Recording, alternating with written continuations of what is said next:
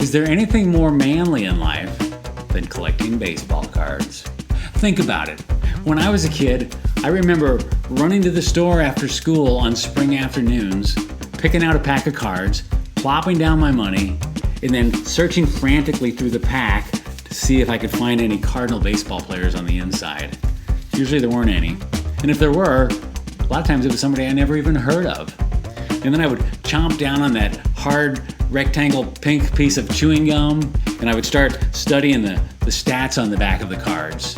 I must have collected over 2,000 cards when I was a kid. What amazing nostalgic memories from my childhood. How's it coming? Good. Almost done posting. I gotta get rid of some of these things or she's gonna kill me.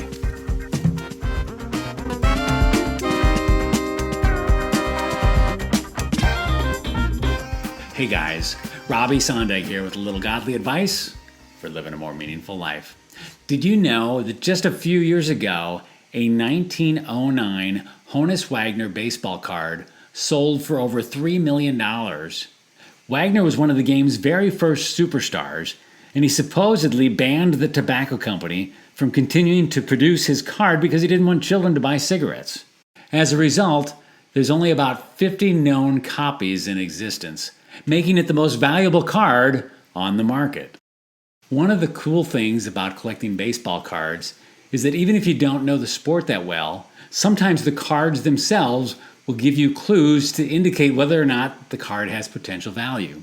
For example, if it says All-Star on the front, like Don Mattingly, All-Star, or Tony Gwynn, All-Star, maybe Fred Lynn, All-Star, probably a pretty good indication they're a good player. Or sometimes star players are given significant numbers on the back of the card, like card number 1, or card number 100, or 200, or 500. For example, here's a Nolan Ryan card, card number 1. Barry Larkin, another Hall of Famer, card number 10. Bo Jackson, number 300. You get the idea. By the same token, sometimes, not always, but sometimes the number can indicate they might not be a very good player either. For example, card number 281, Bob Rogers. Never heard of him. Here's a guy, Eddie Casco. Card number 193, played for the Reds. Looks more like a science teacher. Here's a guy, Jim Stewart for the Reds, number 636. Should have stuck with acting, Jimmy Stewart. You get the idea. Another example would be their body of work. The more stats on the back of the card, the longer they've been around, indicating they're probably at least decent. For example, here's a couple. Jim Rice, guy is a Hall of Famer. It's almost all stats on the back. Or how about this guy? Steve Carlton. This guy pitched for over 20 years. He's a Hall of Famer. All stats on the back. One of my favorite clues, though, about determining the value of a card would be to look at the notable comments on the back of the card. For example, here is a Ryne Sandberg card. You've heard of him. It says, Ryne's 103 runs in 1982 established a Cub rookie record. Way to go. Or Jim Wynn of the Houston Astros. See that? It says, Jim, on June 16th, 1967, Jim cracked 3 homers versus the Giants. Nice performance. And then you got players like Paul Popovich of the Cubs. It says, in 1968, 50 fans named Popovich came to root for Paul. How nice. Dick Drott, and he was also a pitcher for the Cubs. I swear I didn't do this on purpose. In his spare time, Dick likes to collect records. Wow, he must have been quite the ball player. Sometimes, though, cards don't always tell the whole story. For example, I've seen cards that say future star written across the top. Or like this one, all-star rookie, Bob Chance. Had a great rookie year. 3 years later, he's out of baseball. So sometimes they start off great with all kinds of promise, then they fizzle out and have not much of a career at all. Or the other way around. Pitchers like Randy Johnson. This guy struggled for 6 years in the majors, and then when he finally figured it out, he figured it out. He went on to play till he was 45 years old, made it into the Hall of Fame. Then you have players with limitations. Take Ron LaFleur, for example. This guy played baseball in prison. When he finally got released, he made it all the way to the Detroit Tigers. Or Jim Abbott. Jim Abbott was born with one hand, pitched his way into the major leagues, pitched for the Yankees, and actually threw a no-hitter. And then, of course, there's mistake cards.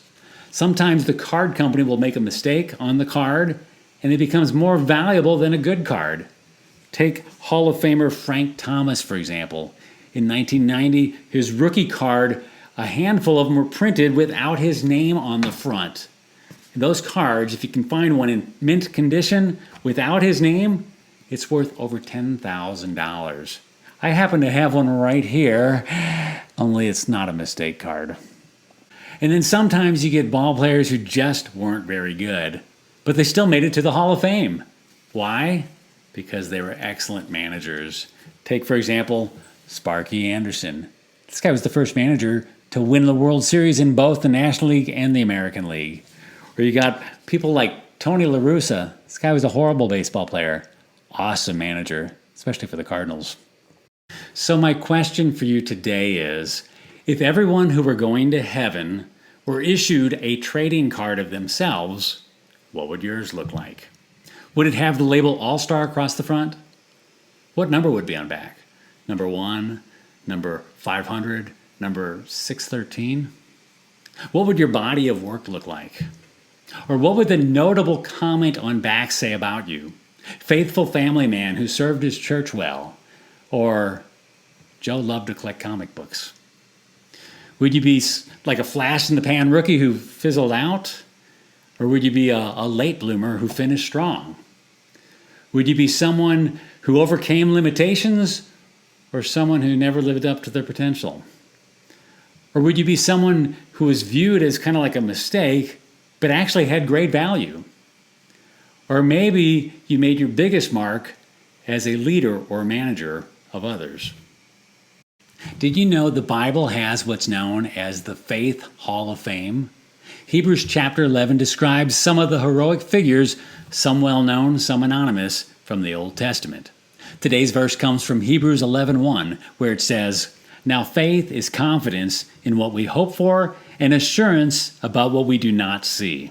There may not be trading cards in heaven, but you do have the chance now to make your mark by putting your faith into action. Are you loving your wife well?